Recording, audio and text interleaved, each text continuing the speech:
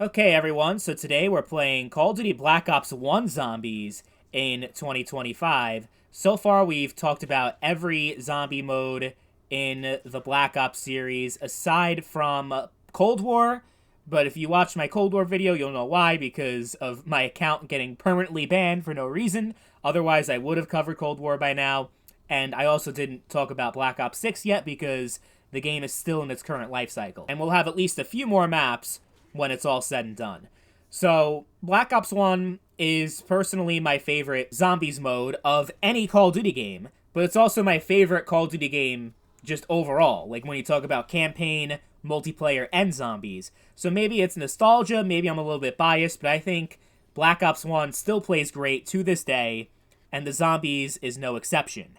Kino der Toten is still a shit ton of fun, like it was back in 2010, 15 years ago, and the player base is still very strong. That is definitely the case when we're talking about the multiplayer aspect of the game, but even zombies. Kino, you'll definitely have the easiest time finding matches, and 5, because those were the maps that came with the base game, and not everyone that plays this game still actually has all the DLC, which I recommend, especially if you're a Zombies fan, that you go ahead and get all the DLC. They do go on sale every now and then, so keep an eye on that. I wouldn't recommend paying $15 for each of the map packs in 2025. That would be ridiculous. But if you can get it at a cheap price, all the DLC maps were fantastic. Ascension was great. Call of the Dead was god tier. And Moon and Shangri-La were maps that existed. They certainly had their fans. I was not one of them, I'm going to be honest. But people still play on those maps too. And the classic World at War maps from the Resurrection DLC, you'll find matches occasionally, but it's not as popular as it was. Like, it's definitely the least played out of all the zombies maps in Black Ops 1, aside from Der Riese. You still have a good amount of players on that because that's like one of the best maps in all of Call of Duty Zombies. On the PC side of things, there's also modded content, which I never really dipped my toes into, but if you want to play some really cool original maps that were created by the community, there are a few good options. Parish is one of the more popular ones. It was a really good map, and there were a few others that were actually, like, amazing. Really good quality. So, PC, it might be worth it for playing zombies. I stick with the 360 version just for simplicity's sake, and with the backwards compatibility, it's very convenient and easy for me to play.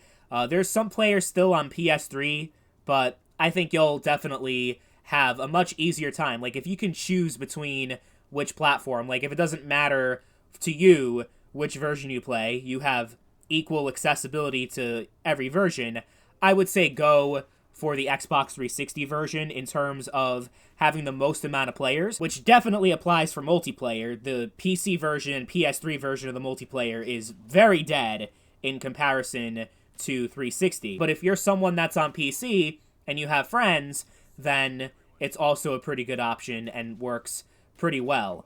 So that's really up to you. They're all pretty solid options in 2025, at least if zombies is all you care about. And look, I think the gameplay is aged pretty well. Again, we're talking 15 years, but I think it's still the gunplay and just killing zombies and the entire experience, I think is aged very well and is still a lot of fun. But again, that's coming from someone that actually played this game 15 years ago when it first launched. If you're someone that's a lot younger than I am, then you may be coming into this and be like, oh my god, these graphics are horrible. Oh, the gameplay is so outdated. I mean, there might be some people that'll feel that way, but I think if you give it a chance, I mean, you can play most of the games, or most of the maps rather, on Black Ops 3, right? Because Black Ops 3 has Kino der Toten, it has Ascension, Moon, Shangri-La, and you also have Shi No Numa and Nacht der Untoten from World at War, and then with Black Ops 4, you have 5, Call of the Dead, which those are remakes that people don't really like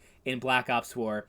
But my point is like, most of the maps, all of the maps actually, from Black Ops 1 are playable in much newer games. So it might come down to you being like, well, Black Ops 1 seems cool, but I love Black Ops 3. It's my favorite zombies, so I'm just going to stick with that. And if I want to play Kino, I'm just going to go on that.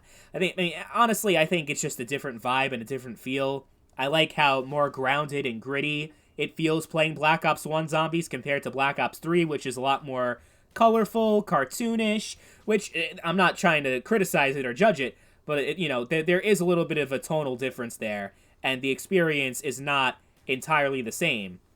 I actually prefer playing Kino much more on Black Ops 1 than Black Ops 3. So it's still out there for you to play, and there are randoms that you can still match up with in 2025, so it's there for you if you want to play it, and I recommend you do.